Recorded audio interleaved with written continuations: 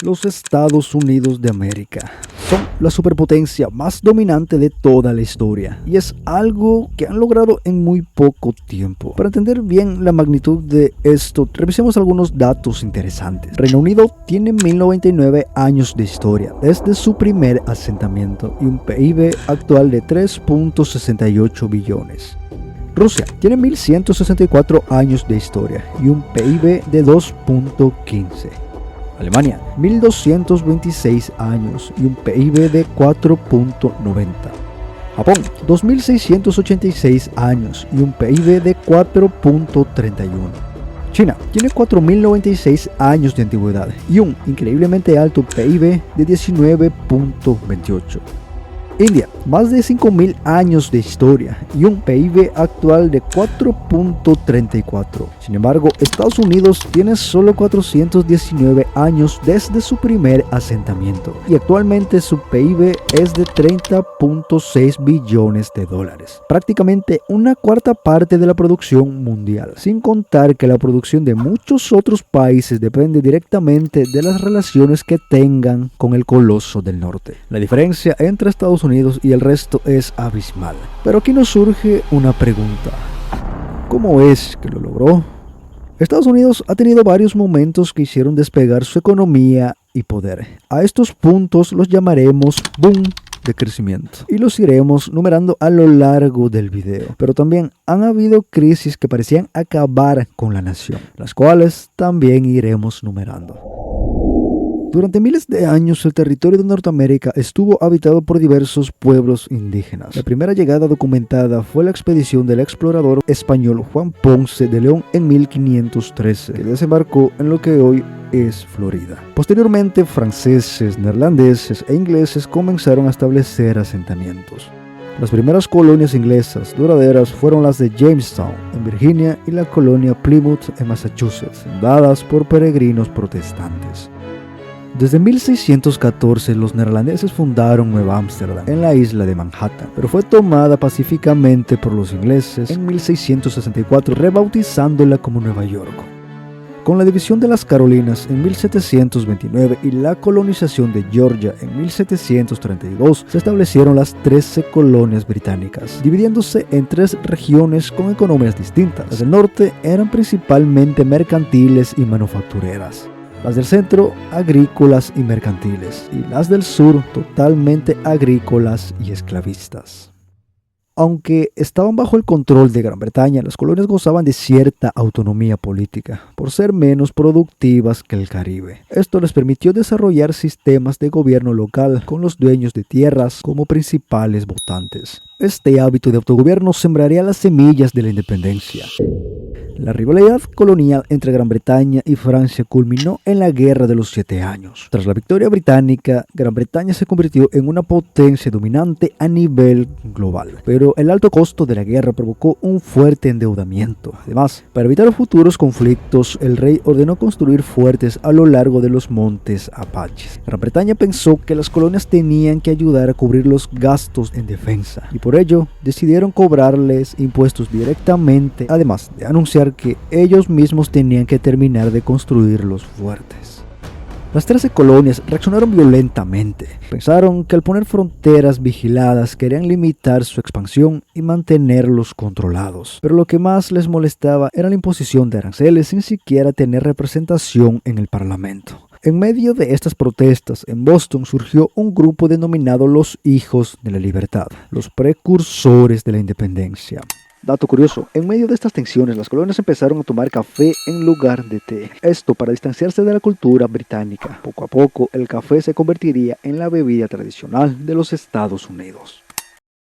Londres respondió a las protestas imponiendo más sanciones, provocando solo que las colonias se unieran aún más. Como consecuencia, en 1774 se daría el primer Congreso Continental de las 12 colonias. Este congreso funcionó como una especie de gobierno nacional. Finalmente, el 4 de julio de 1776, bajo la autoría principal de Thomas Jefferson, se proclamó la independencia de los nuevos estados, que en un principio se autodenominarían como las Colonias Unidas, pero poco después pasarían a llamarse los Estados Unidos de América. George Washington. Como primer presidente de los Estados Unidos, tuvo la importantísima labor de sentar las bases institucionales de un país. Impulsó la Declaración de Derechos para proteger libertades individuales. Firmó la Ley del Poder Judicial, que estableció la estructura y organización del sistema judicial federal. Posteriormente, ocurrirían sublevaciones indígenas en Ohio, las cuales culminarían con los indios cediendo los territorios de Ohio, Michigan e Indiana. También, nuevos estados como Vermont, Kentucky y Tennessee se incorporarían gradualmente. En lo económico, creó el Departamento del Tesoro para organizar las finanzas de la nueva nación. En 1791 nace el primer Banco Nacional y un año después se establece el dólar como moneda oficial. En 1794 se firmó el Tratado Jay para normalizar el comercio con Gran Bretaña. Este acuerdo significó un importante crecimiento económico para Estados Unidos, ya que se abrió el comercio de las colonias británicas, aún presentes en el territorio, con los estadounidenses. En 1795 se firmó el Tratado de San Lorenzo, con el cual España abrió el río Mississippi al comercio estadounidense, permitiéndoles a estos comerciar con la propia España y con otros países europeos. Durante el mandato de John Adams impulsaría la expansión naval para proteger el comercio estadounidense. Más tarde, durante la presidencia de Thomas Jefferson, el territorio estadounidense se duplicó con la compra de Luisiana a Napoleón Bonaparte por $15 millones. Al ser un territorio tan grande, se optó por dividirlo en dos: el territorio del sur, Nueva Orleans, más poblada y rica, y el gigantesco territorio del norte, Luisiana, que en un principio sería administrado por Indiana, el estado más cercano. El gobierno gestionó estas tierras vendiéndolas a colonos blancos a bajos precios para fomentar la migración hacia el oeste. En apenas 9 años, la parte del sur del territorio estaba tan poblada y organizada que se convirtió en el estado de Luisiana, el primero de los 15 estados en nacer de esta compra. Durante el mandato de Madison estallaría una nueva guerra contra el Reino Unido, movida por diferencias comerciales. Aunque no hubo pérdidas territoriales, los británicos incendiaron el Capitolio y la Casa Blanca en 1814, motivando al gobierno a establecer un ejército permanente y fortalecer la armada para no volver a ser humillados. Durante la presidencia de James Monroe, Florida sería anexionada en 1819. Por otro lado, la revolución industrial provocaría el rápido crecimiento urbano y permitiría conectar al país, principalmente en las colonias del norte, lo cual generaría más división entre el norte industrial y el sur agrario. En 1820, una parte del extenso territorio de Luisiana se integró como el nuevo estado de Missouri, siendo solo posible mediante la creación simultánea del estado Maine como estado libre, con el fin de mantener el equilibrio en el Senado. En 1822, aprovechando la debilidad española, Estados Unidos reconoció la independencia de las nuevas naciones sudamericanas, imponiendo la doctrina Monroe bajo la premisa América para los americanos, prohibiendo permanentemente la presencia europea. Más tarde, durante el mandato de Andrew Jackson, se daría la mayor ocupación del enorme territorio de Luisiana por parte de los blancos, fomentando la expansión agrícola y por tanto la esclavitud, sentando las bases ideológicas del destino manifiesto.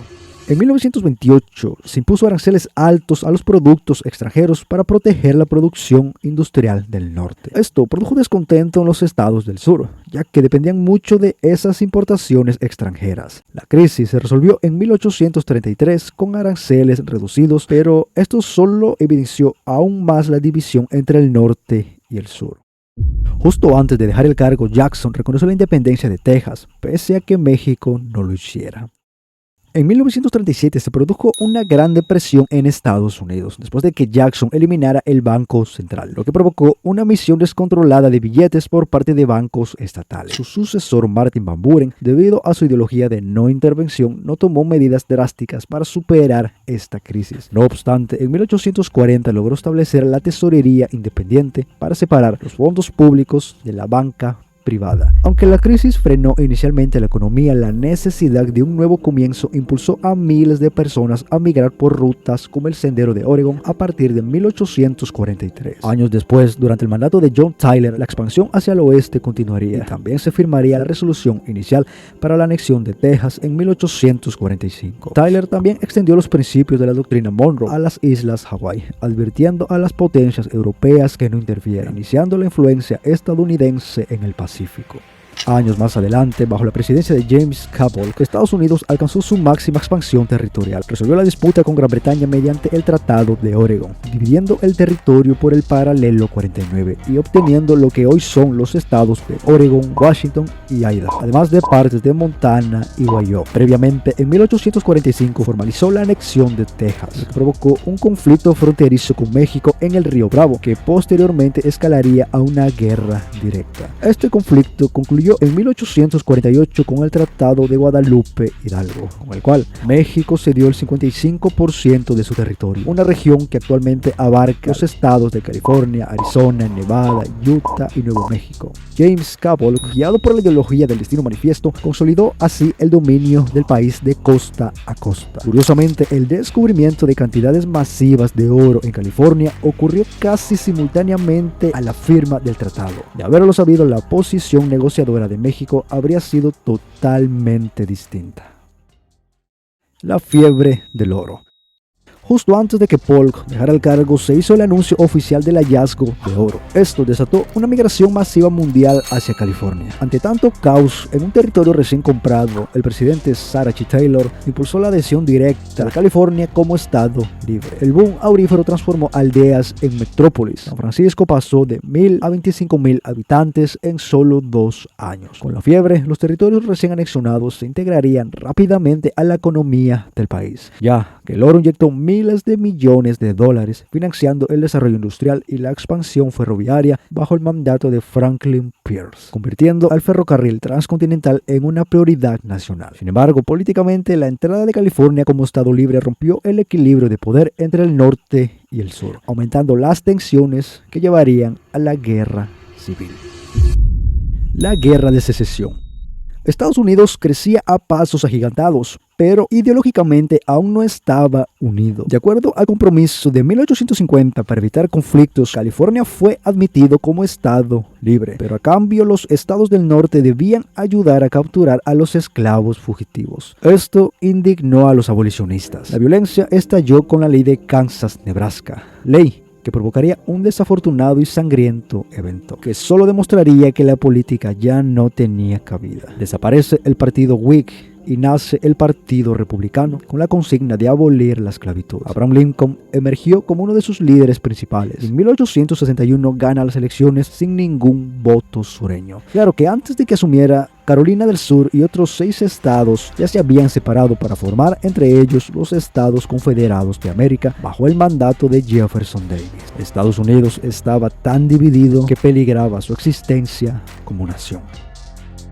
Bajo la gestión de Lincoln, se bloquearon los puertos del sur y se capturó el río Mississippi para dividir a la Confederación, aislando a Texas, Arkansas y Luisiana del resto de estados rebeldes. En 1863 se declararía la Proclamación de Emancipación, sumando casi 200,000 afroamericanos a las filas del norte. Lincoln promovió la construcción del ferrocarril transcontinental, que conectara de costa a costa el país. El norte industrializado usó este ferrocarril para movilizar las tropas y a las fábricas, a su vez para equipar a su ejército masivamente, mientras que el sur agrario poco a poco se quedaba sin suministros y equipamiento por los bloqueos impuestos. En 1865, la capital confederada Richmond cayó derrotada por el norte. En Pittsburgh, las últimas tropas también terminarían rindiéndose, dando fin a la Guerra de Secesión. Lincoln buscaba una reconstrucción rápida y conciliadora. Ofreció el perdón presidencial a todos los sureños y permitió que los soldados volvieran a sus casas con suministros para la siembra de primavera. A cambio, estos estados deberían abolir la esclavitud permanentemente de sus constituciones para ser reconocidos. 5 días después de la victoria, Lincoln fue asesinado y su plan de conciliación se vio truncado por su vicepresidente y sucesor Andrew Johnson, un fuerte opositor a los derechos de los afroamericanos. El enfoque racista de Johnson permitiría el regreso al poder de líderes confederados, los cuales implementarían códigos negros, leyes segregacionistas que durarían hasta casi un siglo después. En cuanto a política exterior, la administración de Johnson compró Alaska a Rusia en 1867 por $7.2 millones.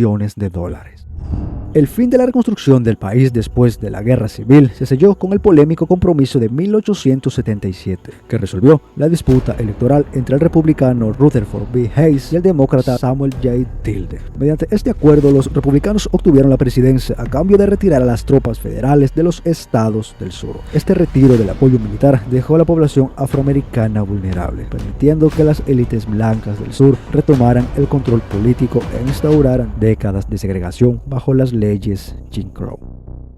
Entre 1881 y 1893, las administraciones de Chester Arthur, Grover Cleveland y Benjamin Harrison sentaron las bases del imperialismo estadounidense mediante la modernización radical de la marina. Transformaron una flota obsoleta de madera en una fuerza ofensiva de 22 buques y acorazados de acero, un logro alcanzado íntegramente mediante la producción nacional para eliminar la dependencia extranjera. Paralelamente, impulsaron una agresiva política de expansión comercial en Centroamérica para consolidar el dominio económico en el hemisferio, evolucionando de una estrategia de defensa costera hacia una proyección de potencia global.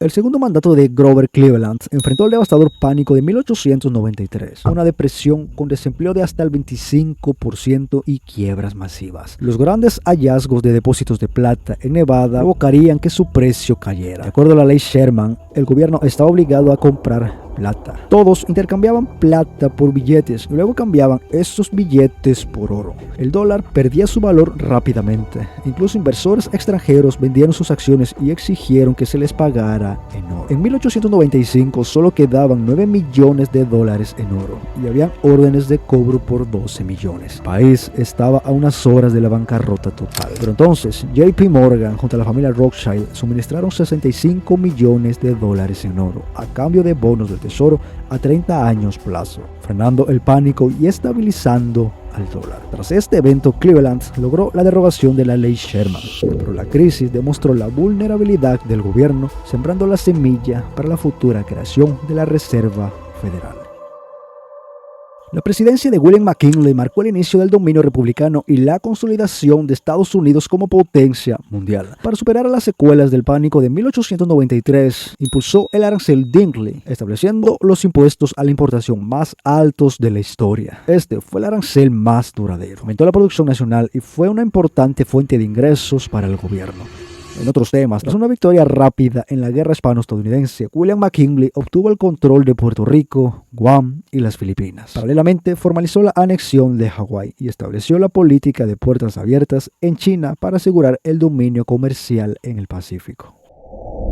Llegados al siglo XX, bajo la presidencia de Theodore Roosevelt, Estados Unidos consolidó su rol como potencia global mediante la doctrina del Gran Garrote. Su mayor hito fue asegurar el Canal de Panamá en 1903, tras apoyar la independencia panameña frente a Colombia para unir ambos océanos. Con el corolario, Roosevelt transformó la doctrina Monroe en una política intervencionista, posicionando a Estados Unidos como el policía del hemisferio occidental ante cualquier inestabilidad en América Latina. Más tarde, durante la presidencia de Woodrow Wilson, se creará la Reserva Federal en 1913. Este fue el hombre que dirigió el país durante la Primera Guerra Mundial. Estados Unidos abandonó su neutralidad y a pesar de la falta de preparación inicial, Wilson logró movilizar a 4 millones de hombres y orquestó una conversión industrial masiva. Esta movilización erradicó el desempleo y provocó una gran migración de afroamericanos hacia el norte, además de integrar masivamente a las mujeres en la industria pesada. Había oportunidad laboral, pero cuando la guerra terminó en 1918 se sufrió una breve crisis. Como todo era fabricado para la guerra, productos cotidianos escaseaban y los soldados que regresaban no encontraban trabajo. Consecuentemente, el costo de la vida se duplicó.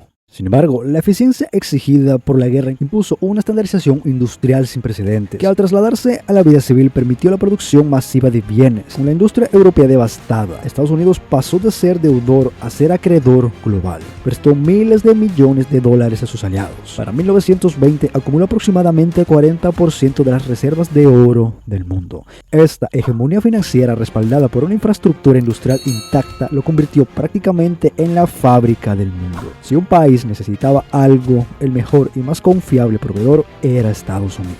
Esta capacidad exportadora excedente permitió que el dólar desplazara a la libra esterlina como principal divisa de comercio internacional, sentando las bases para la prosperidad de los 20. Para ser conscientes de lo que logró Estados Unidos, en 1914 era una potencia regional fuerte. Ya en 1920 era un gigante industrial solitario a nivel mundial. Esta posición permitió que los salarios subieran y que el nivel de vida en Estados Unidos fuera por mucho el más alto del mundo en esa época. Sin embargo, esto también creó una dependencia. El mundo necesitaba que Estados Unidos siguiera prestando dinero para poder comprar los productos que él mismo fabricaba. La Gran Depresión. El problema de la sobreproducción. Estados Unidos producía demasiado, más de lo que el mercado podía comprar. Los precios en productos empezaron a caer. Para mantener el consumo se popularizó el crédito compre ahora y pague después. Poco a poco las familias se endeudaron. Un crédito similar se usó en los bancos, donde casi cualquier ciudadano podía comprar acciones de empresas pagando solo el 10% del valor total. Un corredor de bolsa le prestaba el otro 90%, con la esperanza de que las acciones subieran y cada uno poder recibir su parte con intereses. En efecto, esto sucedía al principio. Las acciones subían, sí, pero no porque las empresas fueran mejores, sino porque el mundo compraba más y más con dinero prestado. En octubre de 1929, los inversores más astutos notaron que las acciones de empresas empezaron a bajar. Los corredores empezaron a cobrar masivamente. Al haber invertido tan poco, sus clientes tenían dificultades para pagar e intentaron sacar sus ahorros del banco. Pero los propios bancos ya habían invertido el dinero de sus clientes en la bolsa. No podían pagarles y terminaron cerrando, evaporando los ahorros de millones. Los bancos dejaron de prestar. Sin préstamos, Europa no podía subsistir y mucho menos pagar sus deudas con el mismo Estados Unidos. La economía del mundo entero se paralizó. El 25% de la población estadounidense quedó sin empleo. Pero en el resto del mundo sucedería algo mucho más preocupante. Las economías de Europa y América Latina también colapsarían, lo que eventualmente facilitaría el ascenso de regímenes totalitarios. Ahora, ¿quién tuvo que solucionar esto? El 6 de marzo de 1933, Franklin Delano Roosevelt asume la presidencia y 2 días después cerró todos los bancos del país por 4 días para permitir reabrir solo a los bancos que demostraron ser solventes. Roosevelt implementó el New Deal, una ráfaga de leyes lanzadas en sus primeros 100 días para atacar la crisis. Los estadounidenses cambiaron todo su oro por dólares para inyectar liquidez a los bancos. También obligó a estos a dividirse en 2 tipos: bancos comerciales solo para ahorros, préstamos e hipotecas, y los bancos de inversión para operar en Wall Street pero sin usar el dinero de los ahorradores comunes. Para blindar el futuro financiero, Roosevelt creó la FDIC y la ISS, entidades encargadas de regular y vigilar la transparencia de la bolsa. Simultáneamente impulsó una movilización laboral masiva. Con la creación del Cuerpo Civil de Conservación, dio empleo a 3 millones de jóvenes para reforestar y construir parques nacionales. Sin embargo, el principal motor de la recuperación fue la agencia de obras WPA, que empleó a millones de personas en la reconstrucción de miles de carreteras, edificios y puentes, transformando y conectando aún más al país. Con el New Deal, el desempleo bajó del 25 al 14%, pero lo que realmente terminó de eliminar el desempleo fue la entrada de Estados Unidos a la Segunda Guerra Mundial. Cuando Estados Unidos entró formalmente a la Segunda Guerra Mundial, el ejército sacó a 12 millones de hombres jóvenes del mercado laboral para enviarlos al frente. Al mismo tiempo, el país necesitaba producir aviones y tanques. Fue entonces que la mujer ingresó de lleno a reemplazar la mano de obra faltante. En 1944, el desempleo cayó al histórico 1.2%, el nivel más bajo de la historia de Estados Unidos. Se inyectaron miles de millones de dólares en las fábricas. El historiador económico Richard Butter señala que el gasto federal pasó de 9.000 millones de dólares en 1940 a 95.000 millones en 1945. Entre otras cosas, se produjo un ahorro forzado. Todo se fabricaba para la guerra y por tanto no había artículos de lujo. Al terminar la guerra en 1945, las familias tenían ahorros acumulados por $140.000. Cuando las fábricas volvieron a hacer autos y casas, hubo una explosión de consumo que mantuvo la prosperidad por más de 20 años. Las técnicas de producción en masa se volvieron tan eficientes que el costo de fabricar casi cualquier cosa bajó drásticamente después de 1945. En el campo tecnológico, la guerra obligó a los científicos y empresas a inventar cosas en meses que normalmente tardarían décadas, como los radares, la penicilina, los transistores, la energía nuclear y un avance importantísimo en la informática y la electrónica. Estados Unidos como banquero del mundo. En 1944, con el acuerdo de Bretton Woods, se fundó el Fondo Monetario Internacional y el Banco Mundial, estableciendo al dólar como moneda del comercio global. Para consolidar este sistema, Estados Unidos lanzó el Plan Marshall, inyectando o prácticamente regalando $13.000 millones a Europa. A diferencia de las deudas asfixiantes de la Primera Guerra Mundial, el 90% de este capital fue una donación estratégica, ya que Europa podía comprar únicamente productos estadounidenses con ese dinero. Esta inversión no solo reconstruyó la infraestructura europea, sino que permitió crear democracias ricas y estables que fueran aliadas de Estados Unidos en lugar de cobrar una deuda y tener una Europa del lado comunista. Los norteamericanos entendieron que para ser una superpotencia rica necesitaba que sus vecinos y clientes también lo fueran. Al terminar la guerra en 1945, Estados Unidos tenía la mitad de la capacidad industrial del mundo entero, la flota naval más grande de la historia y el monopolio de la energía atómica. La Unión Soviética no permitió que los países de Europa del Este aceptaran el dinero, obligándolos a quedarse bajo el control soviético, lo que marcó una profunda división y el inicio de la Guerra Fría. Tras la Segunda Guerra Mundial ya no habían múltiples potencias, solo quedaban dos pesos pesados, Estados Unidos y la Unión Soviética. Estados Unidos supo que la recuperación económica no era suficiente si la URSS usaba su fuerza militar para invadir Europa. Para proteger su inversión económica se decidió que se necesitaba una alianza militar permanente, dando como resultado el nacimiento de la OTAN en 1949. Esta era la primera vez que Estados Unidos se comprometía a defender a otros países, con el objetivo de que Europa pudiera reconstruirse sin miedo a una invasión. Por otro lado, la URSS creó la Comecon, un sistema de gobierno cerrado entre países comunistas para competir con el mercado libre estadounidense.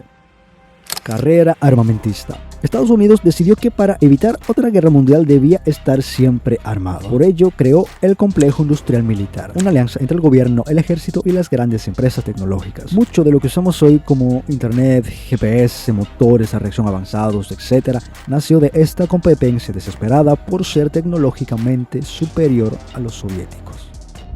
Carrera espacial. Bajo la presidencia de Eisenhower, el lanzamiento del Sputnik en 1957 desató el pánico en Estados Unidos. Por ello, se impulsó el desarrollo de los misiles balísticos intercontinentales, la base tecnológica de los cohetes espaciales. También se creó la NASA y simultáneamente el Pentágono fundó ARPA, con el objetivo estratégico de diseñar una red de comunicaciones capaz de sobrevivir a un ataque nuclear. Más tarde, bajo la presidencia de John F. Kennedy, Estados Unidos redobló su apuesta espacial para contrarrestar los éxitos soviéticos. Tras el hito de Yuri Gagarin, Kennedy fijó el objetivo nacional de llegar a la Luna antes de 1970, aumentando el gasto federal destinado al programa Apolo. Tras el asesinato de John F. Kennedy, Lyndon B. Johnson asumió el mandato y aceleró el paso. El presupuesto destinado a la NASA alcanzó su punto máximo en 1966 con casi el 4,5% del presupuesto federal. También se construyó el Saturno V, el cohete más potente de la historia. Sin embargo, Estados Unidos tuvo que lidiar con la guerra de Vietnam, que resultó demasiado costosa, provocando el recorte presupuestario destinado a la NASA.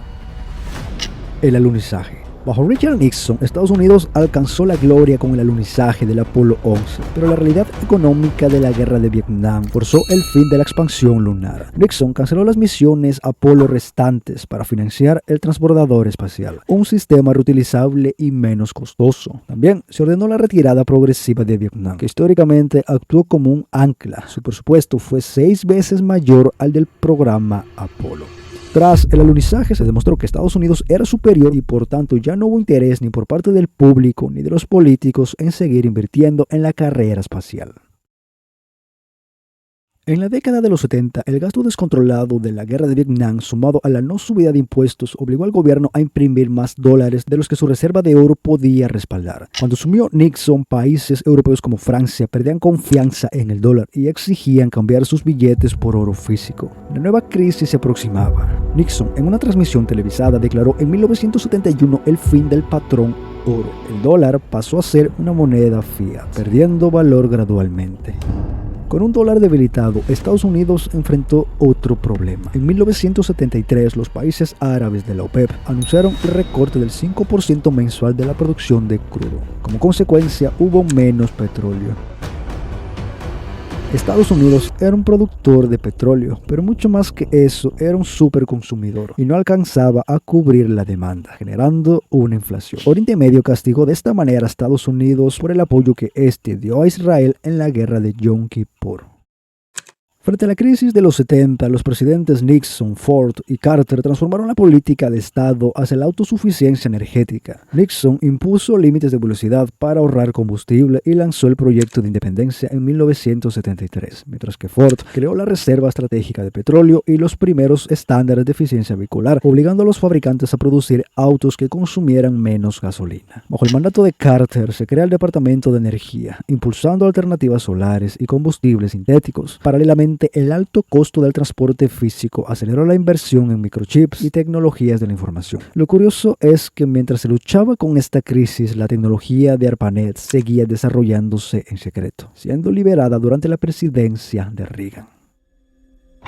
En los años 80, Reagan aplicó una estrategia de confrontación directa para derrotar de una vez por todas a la URSS. Lanzó un gran programa de rearme y modernización bélica. También anunció el Plan Star Wars, un sistema de satélites armados con láseres capaces de interceptar misiles nucleares en el espacio. Aunque la tecnología era mayormente teórica, en ese momento los soviéticos creyeron que Estados Unidos podía lograrlo. La URSS llegó a gastar el 25% de su PIB en defensa, dejando a un lado la producción de alimentos y bienes para su pueblo. La URSS también dependía mucho de las exportaciones de petróleo. Reagan pactó con Arabia Saudita para aumentar la producción y desplomar los precios de crudo, reduciendo los ingresos del Kremlin. Y como si esto no fuera suficiente, se impuso un embargo tecnológico que prohibió la venta de microchips, computadoras avanzadas y software de alta gama a los países del bloque del Este, aislando a los soviéticos de la revolución informática y quedando obsoletos. Como golpe final, Reagan financió y armó a grupos anticomunistas en todo el mundo. Esto obligó a la URSS a gastar recursos en guerras periféricas que no podían ganar y que drenaban sus ya escasas reservas. Con tantos golpes, finalmente la URSS se disolvió en 1991, siendo una victoria importante para los Estados Unidos. El crecimiento de los 90. George H.W. Bush supervisó el colapso pacífico de la URSS. En el aspecto militar, se produjo un salto hacia las armas inteligentes con la tecnología láser y el GPS. Su éxito en la Guerra del Golfo con la Operación Tormenta del Desierto, que duró solo 100 horas, demostró que Estados Unidos era la única superpotencia capaz de proyectar un poder global coordinado. Ese mismo año se firmó el Tratado Star Wars, con el cual se logró el mayor desarme nuclear de la historia entre Estados Unidos y Rusia. Bush continuó financiando la constelación de satélites que hoy nos permite usar a todos el GPS. También se lanzó el telescopio Hubble en 1990.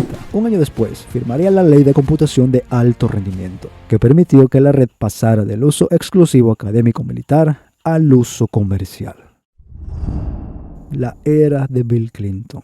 La presidencia de Clinton se definió por la mayor expansión económica de Estados Unidos, logrando superávit fiscales inéditos desde 1969, gracias a la Ley de Reconciliación Presupuestaria de 1993. Clinton integró las economías de Estados Unidos, México y Canadá. En 1995 impulsó la creación de la Organización Mundial de Comercio y hacia el final de su mandato se normalizaron las relaciones comerciales con China, consolidando el liderazgo estadounidense en la economía mundial. En lo tecnológico, con la Ley de Telecomunicaciones de 1996 se aceleró el despliegue de la infraestructura de banda ancha e Internet en todo el país, facilitando el ascenso global de Silicon Valley. Durante la era Clinton, los sitios web pasaron de apenas 130 en 1993 a aproximadamente 17 millones en el año 2000. Tras la caída de la URSS, Estados Unidos actuó como la nación indispensable en conflictos regionales. Clinton fue el mediador del histórico apretón de manos entre Yitzhak Rabin y Yasser Arafat en la Casa Blanca.